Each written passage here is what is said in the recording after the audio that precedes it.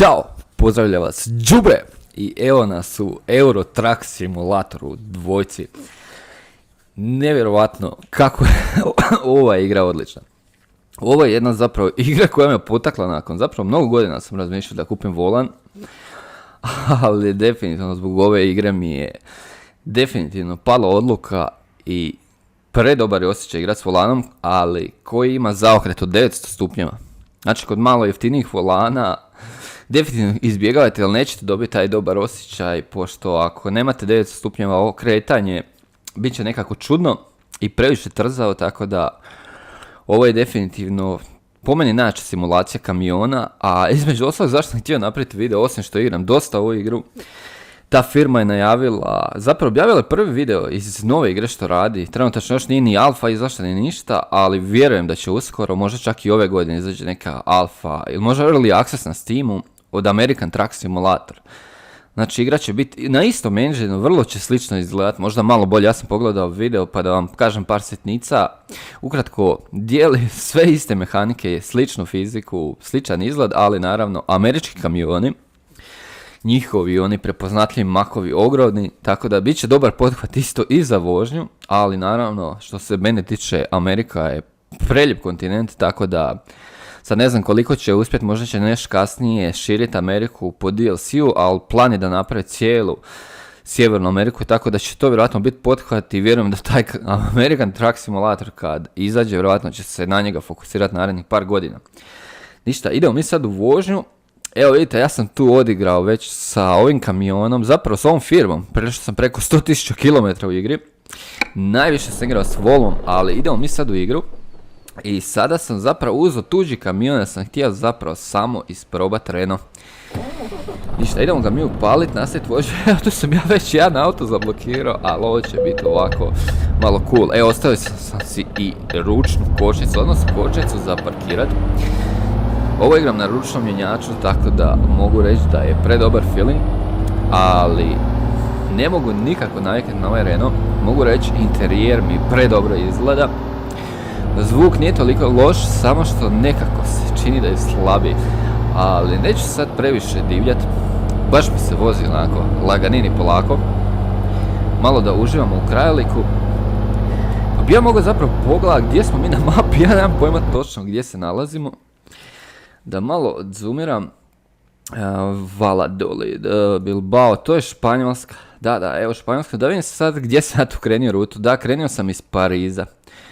Pariz je bio polazna točka, znači ovo čak i nije toliko daleko, ovo je možda nekih 1000 i nešto, možda 2000 km. A imam također nekakve DLC-ovi, htio sam vam pokazati, evo vidite šta imam, tu sam već kupio garaže.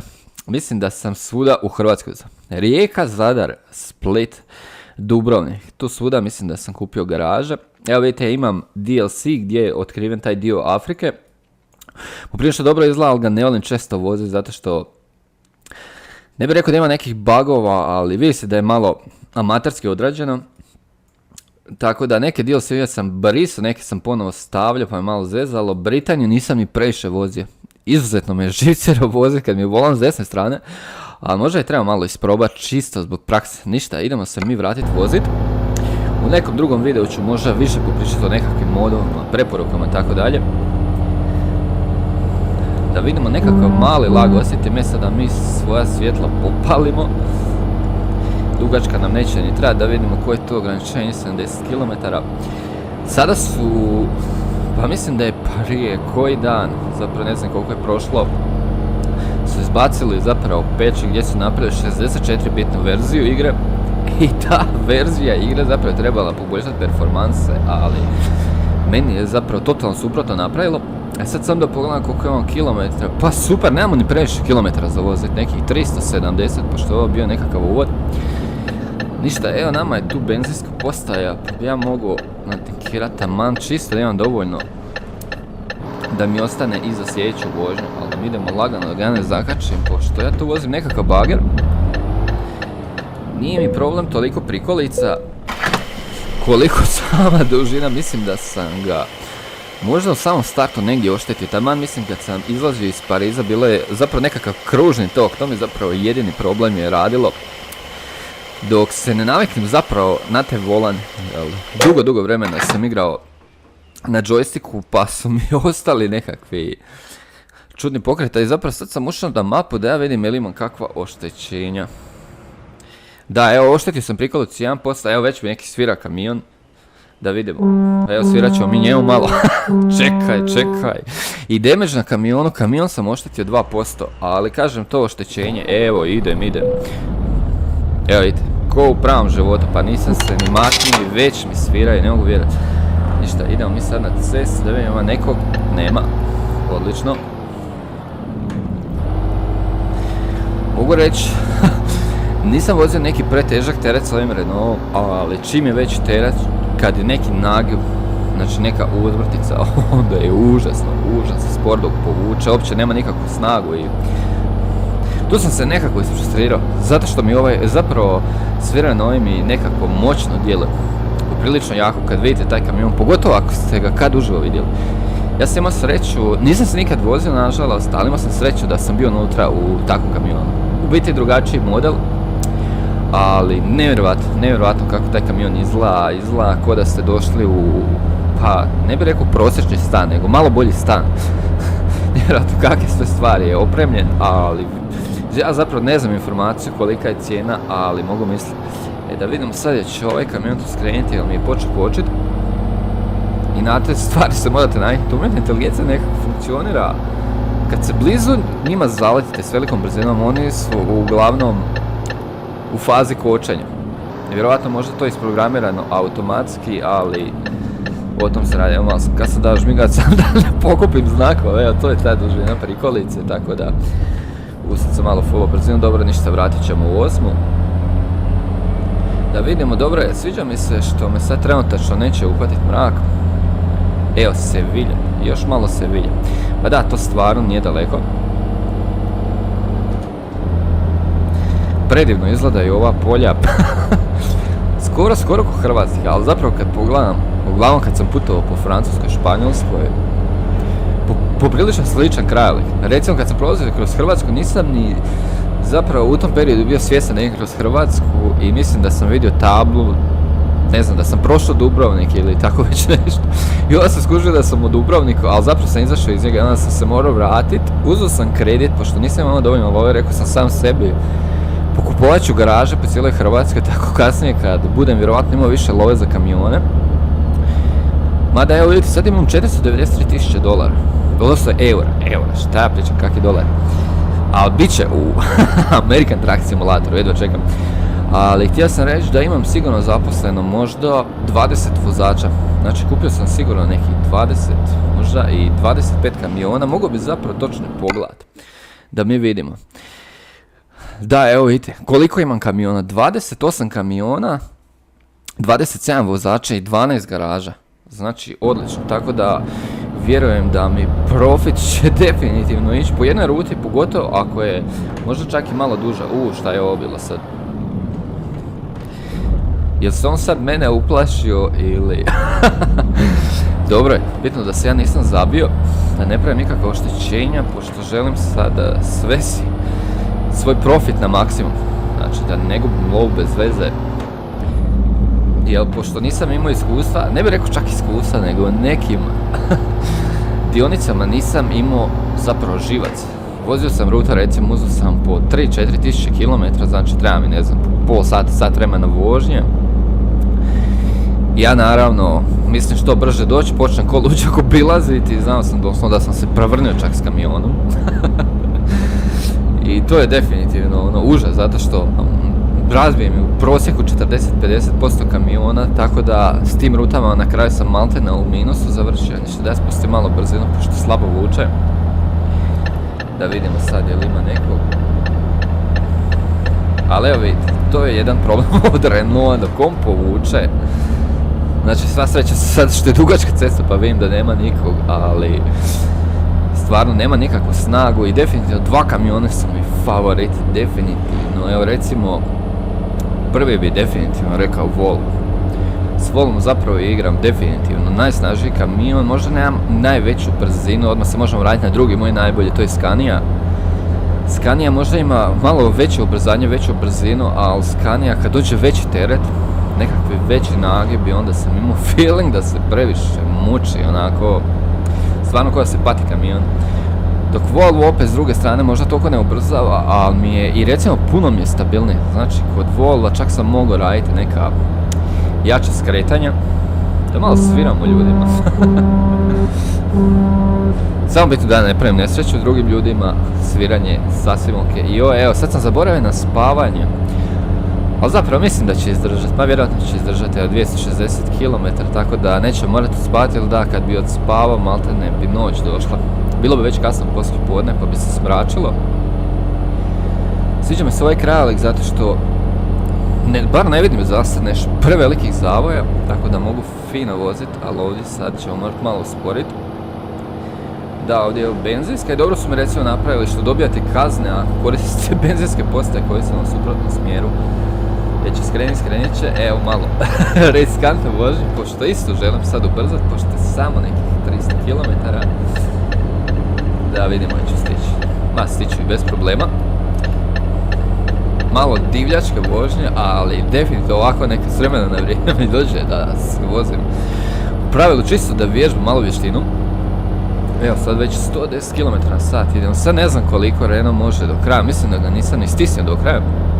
Moram naglasiti da ne koristim nikakve modove, znači što se tiče samih motora ubrzanja. Vidio sam da mnogi modovi ima gdje možete puno veću brzinu maksimalno postići, što meni nije recimo cilj, meni već smatram da 110-120 za kamion je plafon. Znači ti kamioni što u igri su izmodirani pa idu 200 na sat, mislim da mi to već nema nikakvog smisla, jedino smisao možda poanta neke zabave. Možda i mogu napraviti nekad iz jebanci takav neki video gdje mogu s kamionom voziti 250. Ali kažem, ovu igru više igram ko simulaciju, čisto da se zabavim. Evo, ovaj se uplašio, znači sad sam mu doslovno izletio. Mogu misliti takve scene kad se doživljaju u pravom životu, nisam nikad u životu pravom vozio kamion. Ali uz ovu igru imam puno nekakav bolji feeling kako bi to moglo izgledati i puno više ih respektiram, odnosno kamionđije koje smo mi, evo 11. brzina. Evo fino, još 200 km, nije se skroz počelo spavati. Bilo bi super kad bi imao sreću, recimo, volim tu atmosferu kad počne padat kiša. Pošto su mi kišu predobro napravili. Mogu reći engine, možda će neko reći da ne izgleda ako ne znam šta, ali u recimo nekoj usporedbi s prosječnim simulacijama, pogotovo ako ćemo uzeti nekakve simulacije kamiona, autobusa, auta, definitivno igra jako dobro izgleda i prednost je ta ogromna mapa. Da vidimo, stignemo prije kamiona, bolje ne. Evo sad će mi početi kočit. Ovo je bilo jako blizu. Evo to je to o čem sam pričao, znači kad se približim njima jako blizu, znaju nekad tako leći na kočnicu da koliko puta sam se već tako zabio. Sad mislim da sad ne bi trebao srljati. Na manje smo od 200 km. Evo opet imamo malo ova pikselasta drveća. Ali meni je to ulica, ne znam ako ste malo izbliza promatrali neke njihove objekte. Recimo neke stvari su tako dobro izmodelirali, pogotovo ako ste nekad radili u 3D-u, prije sam se dosta bavio. Recimo hobi mi je bio 3D modeliranje, 3D Max. To su neke stvari tako dobro izmodelirali, tako je dobra optimizacija napravljena, a onda opet recimo to raslinje, evo vidite sad u pozadini ove planine drveća. Tu su postavili nekakav čudan blur, nekako zamagljenje, jer mislim da su to trebali malo drugačije napraviti. I American Truck Simulator, ovaj novi video koji sam vidio, ista je stvar i po meni je glavna želja da te stvari promijene, pošto mislim da je bilo ugodnije za oči. Sad ne znam jel postoji mod, mogu bi zapravo možda i provjeriti, jel ima koji mod da to rješava, ali koliko se ja sjećam, prije kad sam tražio ništa nisam tako našao. Evo vidite u pozadini, sve onako, pozadini izgleda kao da je običan bitmap, kao da je obična slika, a nema tu dubinu. Vjerujem da bi možda onda bilo problem oko engine, to iscrtavanje, možda puno objekata, ali kažem, to je jedna od mojih želja, mislim da bi definitivno dalo još na realnosti. Pošto definitivno igra ima sve realno što treba. Od potrošnje goriva do tog mikromanagementa vaše firme, kupovanje drugih kamiona. Evo vidi, ovaj ne da se ovaj auto, da mu malo sviram. Super mi je stvar što se mogu modificirati kamioni, znači možete se pojačavati motori, takve stvari. Da ne govorim koliko tu ima sad modova, pošto ne koristim previše sad modove na ovom profilu. Pošto mi je ovo totalno novi profil, malo sam s tim naigrao, kažem, prešao sam preko 100.000 km. Ali jedino što sam modificirao s modovima, to su mape. Znači, htio sam malo proširiti mapu, jer mislim, poprilično velika Europa i mene najviše zanima kakav će ovaj novi DLC biti Skandinavijan. Definitivno, ako budem imao novaca i nadam se da neće biti prevelika cijena. Recimo, moje očekivanje za taj DLC je nekih, recimo, 20 eura. 15-20 eura, mislim da je bila neka realna cifra. Ali stvarno, kako su tu Skandinaviju napravili i naravno još su rekli, ja sad malo laga imam, malo su rekli da će raditi, znači, modifikacije za engine, da bi igra trebala malo bolje izgledati. Jedna od stvari što naše veseli je zapravo što će ubaciti, ne bih rekao nova vrsta renderiranja, ali ubacit će doslovno nova svjetla. Navodno se radi o nekom dinamičkom osvjetljenju, tako da me zanima kako će to ispast, pošto mislim da je to jako važna stavka, pogotovo ako budu mogli unaprijediti noćnu vožnju, to će biti predobro. Evo, driver Lukas, moj vozač Lukas, 18.000 eura mi zaradi, strašno. Evo, levelirao je, mogu reći, stvarno me znaju. Sad ne znam je li to napreduje s vremena na vrijeme, gledao sam mada njihove ocjene, znam da vozači napreduju, ali sad ne znam je li ima neki konstantan rast. Znači da li će mi opet nakon 10.000 km još više zarađivati ili će manje više biti ta ista cifra. Ali mogu reći da stvarno mi jako dobro zarađuje. Smiješno mi je što ljudi uvijek imaju dileme da igraju sami, znači kad napravite profil ili igrate sami ili napravite firmu. I ja sam naravno odlučio kao igrat ću sam, neću uopće kupovati druge kamione, odnosno druge vozače da mi voze, da sve sam zaradim. Ali ne znam, prošao sam možda 10-20.000 km, jednostavno dosadilo, htio sam čisto imati tu firmu. I sad mogu reći, jedini možda cilj kasnije, kad se krene s tom firmom, kad počne dobro zarađivati, da vidimo, nema nikog super. Ovo će sad biti čisto, možda da ih sve probam. Evo, počelo mi se spavat, kad već prije. Ali dobro, na 65 km, tako da ću svakako stići. I da, to sam htio reći, jedini cilj kad se onda toliko puno počne zarađivati, love možete se razbacivati, jedini je možda nekako pothvat da pokupujete sve garaže. Znači možda je cilj kako budem išao od mjesta do mjesta, naselja do naselja, kupovati garaže i popuniti ih kad tad s vozačima, pošto mislim da definitivno to nije nedostižno. Evo ovdje imamo nekakav semafor. Bela, nisam sad stigao ni pročitati gdje se točno nalazimo. Ništa, morat ćemo se skroz zaustaviti. Evo da, lijevo nam je Sevilja. Ovo je stvarno neka zabita. Sad nisam gledao neko sve strane, ništa, idemo na sigurno obilazak. Dobro, nema, još bolje. Ako sad čujete malo tog udaranja, to mi volan, odnosno force feedback kad prelazim preko tih malih neravnina, čak i mene zna čak nekad uplašiti. Pošto ova mi igra spada definitivno pod, pa skoro rem igre. Znači padnem u tu fazu, totalno sam opušten. Za ovaj video nisam namjerno pustio glazbu, inače igram s nekom glazbom u pozadini, ali pošto objavljam za YouTube, mogu bi dobiti copyright. Možda slušam malo neku alternativniju muzu, nekakav rock metal i definitivno bi dobio copyright, tako da ne želim nikakve probleme. Pa će ovaj biti video bez ikakve pozadinske glazbe. Evo, Jonas nam je skoro zaradio 5.000 eura. Evo, kad smo krenuli, evo već smo zaradili, već smo na 520.000 eura.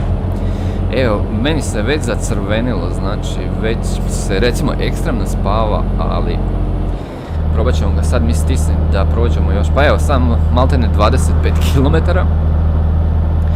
Samo što je smiješno što za ovu rutu, pošto je ovo više bio moj test ovog Renaulta da je ispravan kakav će mi biti u suštini i ne sviđa mi se, neću nastaviti s Renaultom, vjerovatno ću se vratit, pa i ne znam na koji, vjerovatno ću se vratit na Volu.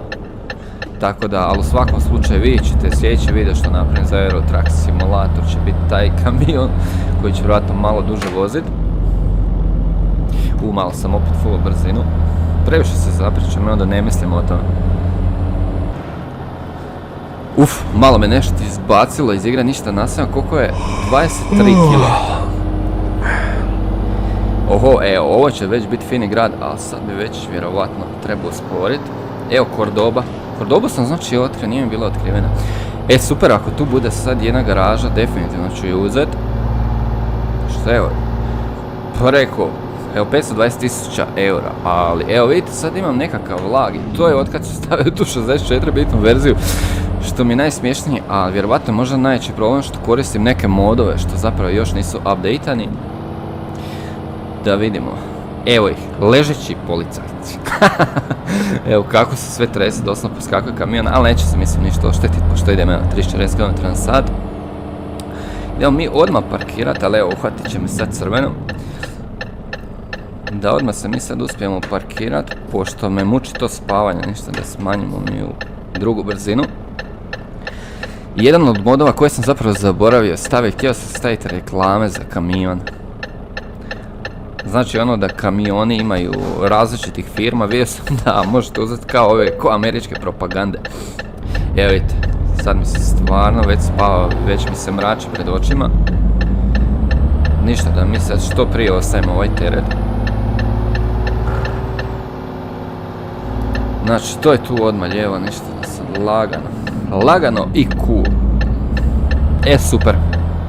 Ovo neće biti neki pretjerani pothvat, kako se meni čini za parkiranje.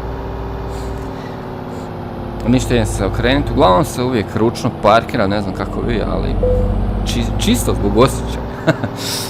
I plus dobijamo taj bonus XP, ko nekako bonusna nagrada. Ništa, možemo lagano nazad.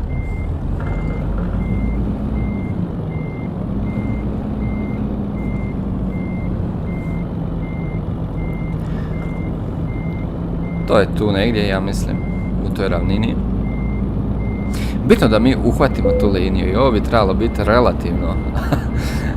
relativno uspješno putovanje, pošto nisam nešto pretjerano razbio kamion. To je definitivno plus. Evo, to je to. Da vidimo sad koje ćemo mi novci dobiti, ali nije ništa posebno.